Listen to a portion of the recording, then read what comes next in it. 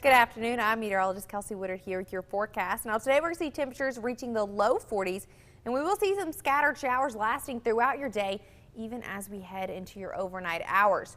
Now temperatures not dropping down too low, 37 degrees for your overnight low. And again, those temperatures will continue even as we head into your Tuesday. Temperatures staying in the 40s for your Tuesday. And then as we hit Wednesday, which is actually Christmas Eve, that's when we're going to see maybe a possibility of a few flurries, but they'll be just that if we do see any at all, making road conditions not difficult for driving even to your Christmas Day. And we see temperatures back up into the low 40s.